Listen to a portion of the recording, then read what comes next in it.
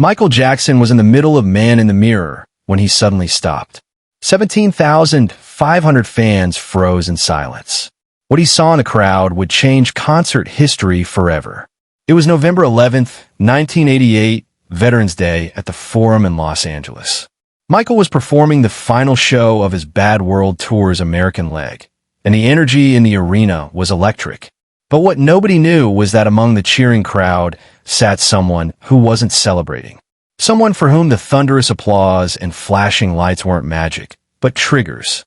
His name was Staff Sergeant David Chen, a 23-year-old Marine who had already survived 3 IEDs, lost 2 fingers, and watched his best friend die in his arms. And yet tonight, it wasn't the battlefield that almost broke him. It was a concert. David's younger sister, Linda, had bought the tickets as a surprise for his homecoming. She remembered how much David had loved Michael Jackson before his deployment, how he used to practice the moonwalk in their garage. Linda thought maybe seeing his childhood idol might help bring back some of the joy that the war had taken from her brother. But Linda didn't understand that for someone with combat PTSD, a concert arena could become a battlefield. The sudden loud noises, the flashing lights, the crowd pressing in from all sides. All the things that made concerts exciting were exactly what could trigger a veteran struggling with trauma. David had been doing okay for the first hour. The music was helping, actually. Michael's voice cut through the noise in his head the same way it had when he was a kid. But then came Man in the Mirror, and something about the combination of spotlight effects, sudden drum hits, and the crowd's roar triggered something deep and terrifying. Suddenly, he wasn't at a concert anymore. He was back in that dusty village outside Kandahar, watching the flash of explosion, hearing his friend Marcus screaming his name. David's heart started racing, his vision blurred, his hands shook uncontrollably. Every instinct screamed at him to run, to find cover, to escape the danger his traumatized mind believed was everywhere. That's when Michael saw him. Michael was completely in his element, moving across the stage with supernatural grace when he noticed movement that didn't match the music's rhythm. Someone was pushing through the audience, not dancing or celebrating, but moving with desperate urgency. Michael's eyes followed the figure and saw a young man in military dress uniform, clearly in distress, stumbling toward the exit with hands pressed against his ears. Something about the sight hit Michael like a physical blow. This wasn't someone leaving early.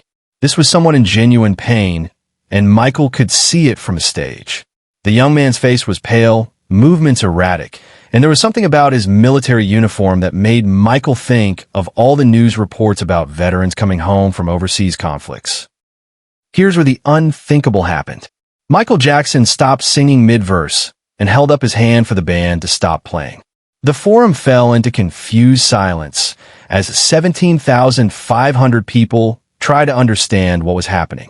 "Hold on, everybody," Michael said gently into his microphone. "I need everybody to just be quiet for a moment."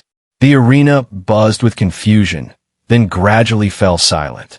Michael was scanning the crowd, looking for the young man in military uniform he'd seen heading for the exit. "Sir," Michael called out, his voice carrying clearly through the arena. "Sir in the military uniform, please stop for a moment." David Chen, halfway to the exit, froze when he heard Michael Jackson's voice addressing him directly. His first instinct was to keep running, but something about Michael's tone, gentle and concerned rather than commanding, made him stop. "You don't have to leave," Michael continued. "You're safe here. We're all here with you." The arena was completely silent now. 17,500 people all focused on this moment of unexpected intimacy. David turned around slowly, face still pale, hands still shaking, but no longer trying to run. "What's your name?" Michael asked gently. "David," came the barely audible reply. "Staff Sergeant David Chen, United States Marine Corps." The arena erupted in respectful applause, but Michael quickly held up his hand for quiet.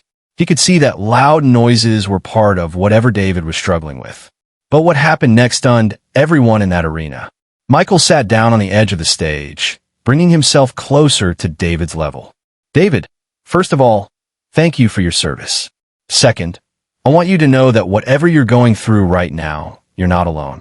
Michael began speaking directly to David about the power of music to heal, about coming together as community, about the fact that heroes sometimes need healing too. His voice was warm, genuine, reaching across that vast space to create an intimate moment. "David," Michael said, "I'd like to dedicate the rest of this song to you and every person who has served our country. But I want to sing it differently, as a message of hope and healing." Michael stood and began singing "Man in the Mirror" again, but slower, more gently, turning it from an upbeat anthem into something like a prayer. As he sang, something incredible happened. David began to relax. The shaking slowed, his breathing became more regular, and for the first time in months, the noise in his head started to quiet. Then something even more magical occurred. Other people in the arena began joining in, but softly, respectfully, turning the song into a gentle chorus of support. The entire forum was singing as a lullaby for a young Marine who had given everything for his country. When the song ended, Michael did something that surprised everyone. He walked off the stage, through the security barrier, and directly to where David was standing. The two men faced each other for a moment, and then Michael did something simple but profound. He saluted David. "Thank you," Michael said quietly, his microphone picking up every word. "Thank you for your service, and thank you for letting us be here with you tonight." David, tears streaming down his face, managed to salute back. "Thank you, sir. Thank you for seeing me." The arena erupted, but this time it wasn't screaming. It was something deeper. Respect, understanding, love. Michael spent the next 10 minutes talking with David right there in the aisle, surrounded by thousands, but somehow creating a private moment of connection. He learned about David's service, his struggles since coming home, his love of music that still brought him peace. When Michael finally returned to the stage, he announced something that would change thousands of lives. "Tonight, David reminded me that being a man in the mirror means looking out for each other, especially those who have looked out for all of us. That's why I'm establishing the Healing Hearts Foundation to provide support for veterans struggling with invisible wounds." After the concert, Michael invited David and his sister backstage, where they spent over an hour talking about David's experiences and hopes for the future. Michael arranged for David to receive counseling through a program he would personally fund, and gave David his personal phone number with instructions to call anytime if he needed someone to talk to. But here's the incredible part nobody could have predicted. David Chen's life changed not just because of Michael's kindness that night, but because of what happened in the weeks that followed. Video footage of Michael stopping his concert to help a struggling veteran spread throughout the veteran community, inspiring other former service members to seek help for their own trauma. David became an advocate for veteran mental health, speaking at events and helping other veterans understand that seeking help was a sign of strength, not weakness. He often told people that Michael Jackson saved his life that night, not through the music, but through the simple act of seeing his pain and treating it with respect and compassion. Michael and David maintained a friendship for the rest of Michael's life.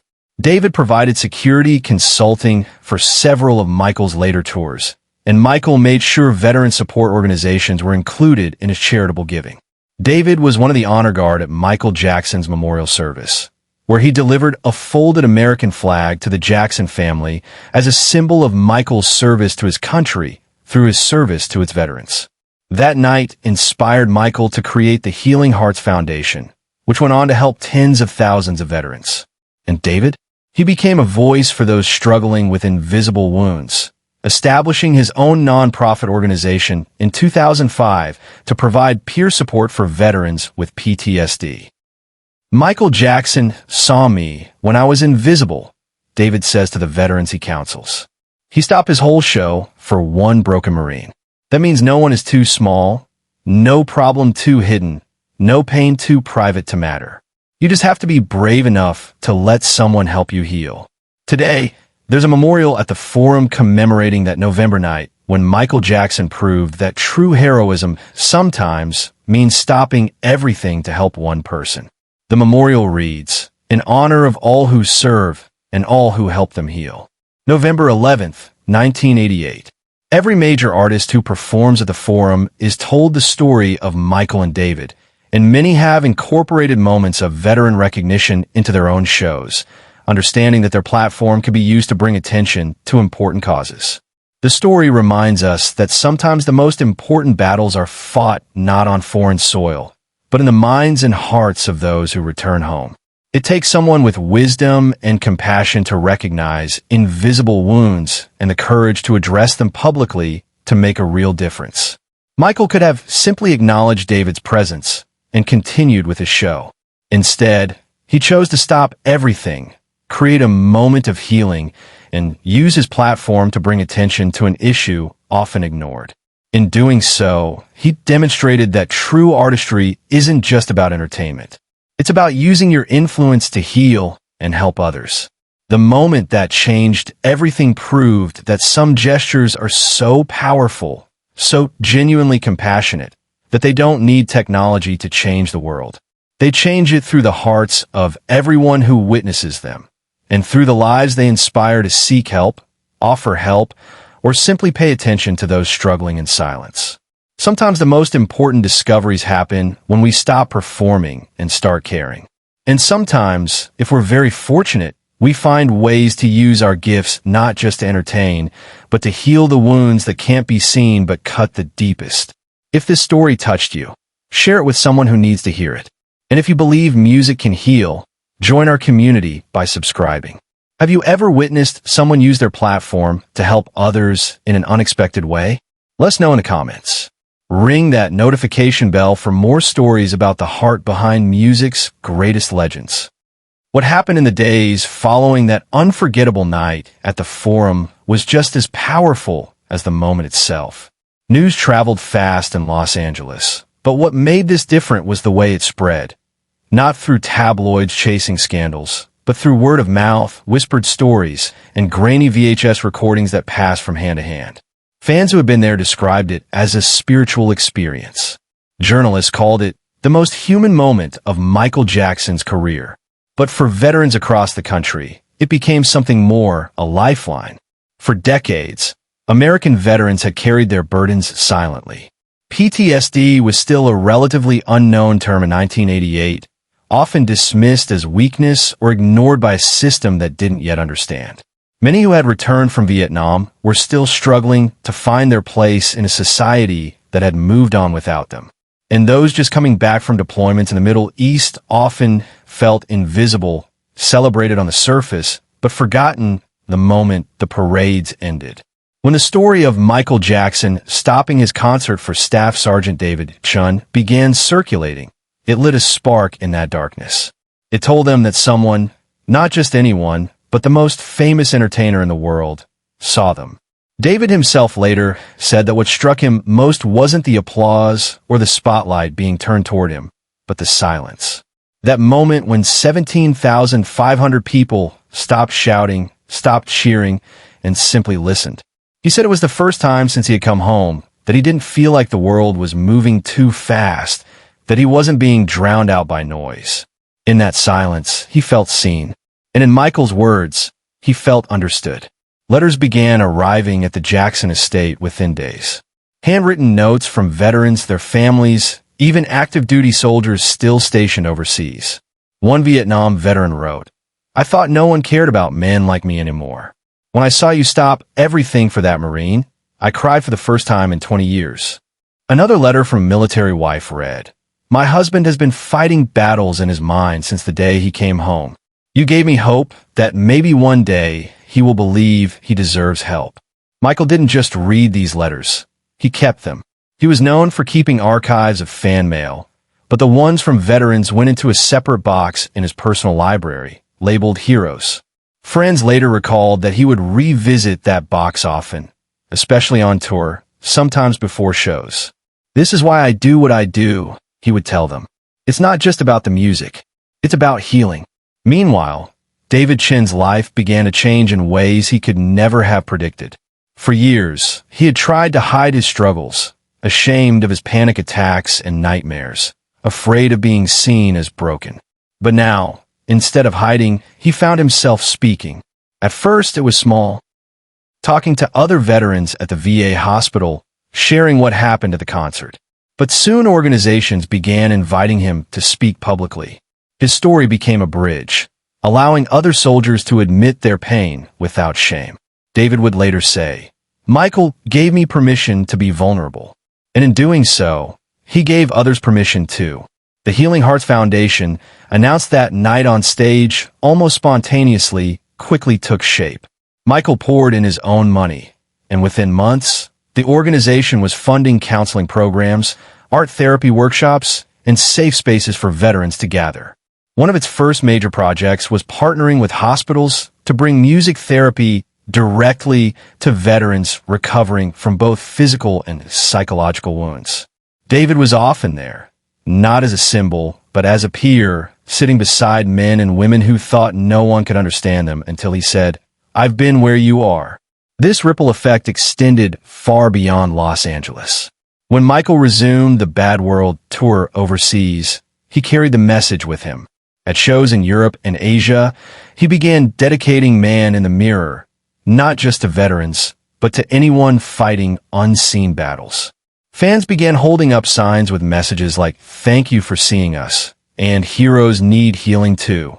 Concerts that had once been pure spectacle took on a deeper layer of meaning, and Michael seemed to grow more grounded, more human, each time he acknowledged the pain and resilience of his audience.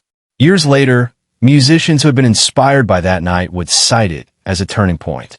Bruce Springsteen, known for his own tributes to working-class Americans and veterans, reportedly told a friend that Michael had done in one night what politicians had failed to do for decades.